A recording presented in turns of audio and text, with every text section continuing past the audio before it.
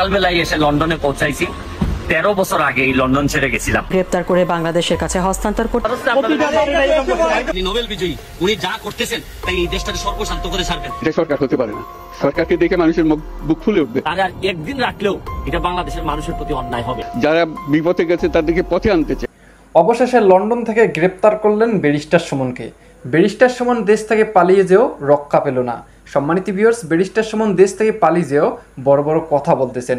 অবশেষে তিনি কিন্তু লন্ডনের মধ্যে আজকে গ্রেপ্তার হলেন। তো চলুন আমরা সেই ভিডিওগুলো দেখে আসি যে ব্যারিস্টার সুমনকে কিভাবে গ্রেপ্তার করলেন, কার নির্দেশনায় ব্যারিস্টার সুমনকে গ্রেপ্তার করা হয়েছে। ব্যারিস্টার সুমন গ্রেপ্তার হয়ে ব্যারিস্টার সুমন নিজেই কি বলতেছেন সকল তথ্য আপনারা এই ভিডিওতে জানতে পারবেন। এই ভিডিওটা খুবই চাঞ্চল্যকর একটি ভিডিওটা শেষ পর্যন্ত দেখবেন। তো চলুন সেই ভিডিওগুলো আগে দেখে আসি। আর একদিন রাখলেও এটা বাংলাদেশের মানুষের প্রতি অন্যায় হবে।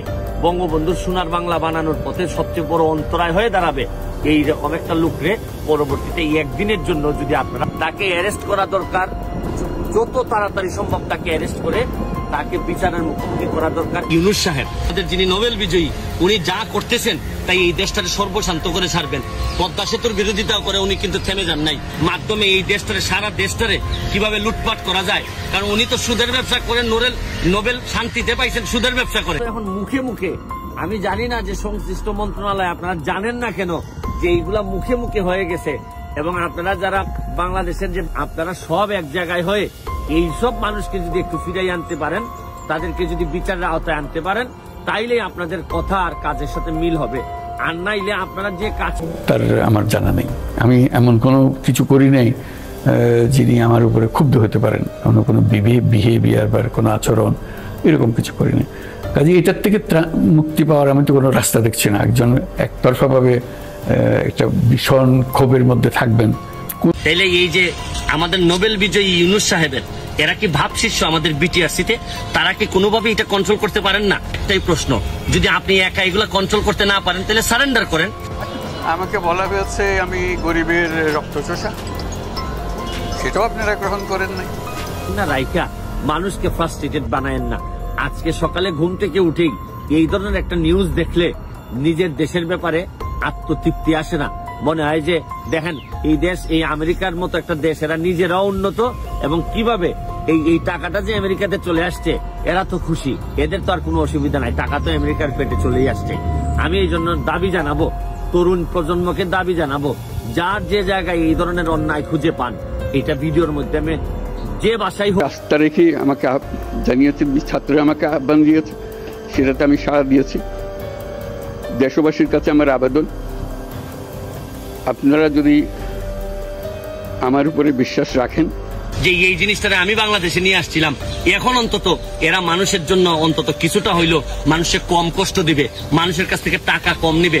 হাজার হাজার কোটি টাকা বাকি রাখতেছে, বড় বড় আইনজীবী দিয়ে মামলা চালাচ্ছে যাতে টাকা দিতে না হয়। কারণ যেখানে হাজার হাজার কোটি টাকার খেলা, এখানে কে যে কখন বিক্রি হয়ে যাচ্ছে, কারণ উনি তো সুদের ব্যবসা করে নোবেল শান্তিতে পাইছেন সুদের ব্যবসা করে। এই ব্যাপারে আর কথা বলতে চাই না, কিন্তু এখন যে আমাদেরকে এই ফোন কোম্পানিগুলোর মধ্য দিয়ে আমার কথার মধ্যে যদি সামান্য মেরিট থাকে, কারণ 18 কোটি মানুষ এইটাতে প্রভাবিত হইতেছে, কিন্তু এইটারে কন্ট্রোল করার মতো তাকে মেরে পেটে এটা ঠিক না। আইন শৃঙ্খলা নিজের হাতে ঠিক না, তাকে আমাদের আইন শৃঙ্খলা বাহিনী এমন হতে হবে তাদের হাতে সুপর্দ করলে আমরা নিশ্চিন্ত থাকবে তার একটা বিহিত হবে। এমনগুলো আমরা হাতে দিয়ে দিলাম, 2 টাকা নিয়ে আবার ছেড়ে দিল, এটা যেন আবার না। আমাদের সেই আস্থাটা আমাদেরকে আনতে। বাংলার কথা আমরা যারা বলি এই সোনার বাংলা বানাইতে পারবো। আমি আবারও বলছি, এই ধরনের ওপেন সিক্রেট যারা সারা দেশের মানুষ জানে, সারা আমেরিকার মানুষ জানে কার কার এইভাবে বাড়ি আছে। আপনি জানেন আমেরিকাতে বা কানাডাতে যেখানে আপনি বাড়ি কিনেন আর যাই কিনেন, এই স্থানীয় লোকরা কিন্তু সবাই জানে যে কার বাড়ি আছে, কি আছে, কয়টা বাড়ি আছে। এটা কিন্তু লুকানোর কোনো উপায় নেই। এই জন্যই আমি দুদককে বলবো বা আমাদের বাংলাদেশ ব্যাংককে বলবো, এর বিরুদ্ধে আপনারা যথারীতি ব্যবস্থা গ্রহণ করেন।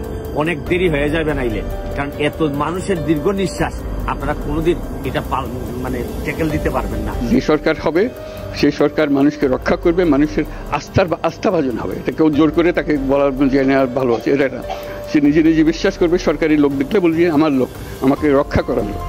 সেই আস্থাটা আমাদেরকে ফিরিয়ে আনতে হবে মানুষের মনে, তাহলে মানুষও যোগ দেবে এটাতে। মানুষ এখন পিছিয়ে থাকে যে কিসের মধ্যে আমাদেরকে ঢুকিয়ে দিচ্ছে। আমরা যেন জানতে পারি যে এইটা আমরা সবাই মিলে আমরা অগ্রসর হতে পারি, একটা বড় সারা বাংলাদেশ একটা বড় পরিবার।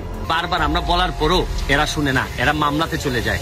এর মানে হচ্ছে কি রীতিমতো আত্মসমর্পণ করার মতো। আমার মাননীয় মন্ত্রীর কাছে একটাই প্রশ্ন, যদি আপনি একা এগুলা কন্ট্রোল করতে না পারেন তাহলে সারেন্ডার করেন। ওয়ার্ল্ড ব্যাংকের টাকা বন্ধ করে দিয়েছি, আমাকে পদ্মা নদীতে দুবার চুবানো দরকার, বহুবার বলা হয়েছে, বড় বড় অনুষ্ঠানে বলা হয়েছে, আপনারা সেটা গ্রহণ করেন নাই। আজকে যে অভিযোগ এনেছে সেগুলো একই নিয়মের একই কাহিনীর অন্তর্ভুক্ত। কাজে আপনাদের বিবেচনার উপরে আমি ছেড়ে দিলাম। আজকে যে অভিযোগ এই জোচ্চুরি অর্থ। সম্মানিত ভিউয়ার্স, ভিডিওর মধ্যে আপনারা দেখতে পাচ্ছেন ব্যারিস্টার সুমন কিন্তু অ্যারেস্ট হয়ে গিয়েছেন। ব্যারিস্টার সুমন বাংলাদেশ থেকে পালিয়ে যেও লন্ডনে রক্ষা পেল না। ব্যারিস্টার সুমন লন্ডন থেকেও বড় বড় কথা বলেছিলেন, সে কারণেই ব্যারিস্টার সুমনকে কিন্তু আজকে গ্রেপ্তার করেছেন। এই ব্যারিস্টার সুমন একসময় বাংলাদেশের মানবতার ফেরিওয়ালা ছিলেন, কিন্তু বর্তমান সময়ে তিনি একজন জাতীয় বেঈমান। নেটিজনরা বলতেছেন তিনি বিশ্ব বেঈমান। সম্মানিত ভিউয়ার্স, এই ব্যারিস্টার সুমন এতটা ভালো মানুষ ছিল, সেই মানুষ থেকে এখন খারাপ মানুষ হয়ে গেছে। সম্মানিত ভিউয়ার্স, একটা মানুষকে কখনো চেনা যায় না তার কর্মকাজ দেখে। এই ব্যারিস্টার সুমন বাংলাদেশের মানুষকে কিভাবে ধোঁকা দিয়েছেন প্রত্যেকটা মানুষই কিন্তু বুঝতে পেরেছে। সম্মানিত ভিউয়ার্স, এইরকম আপডেট ভিডিও পেতে চ্যানেলটি অবশ্যই সাবস্ক্রাইব করে নেবেন। আপনাদের মূল্যবান মতামতগুলি অবশ্যই কমেন্ট সেকশনে লিখবেন। তো ধন্যবাদ সকলকে, নেক্সট ভিডিওতে দেখা হবে। আল্লাহ হাফেজ।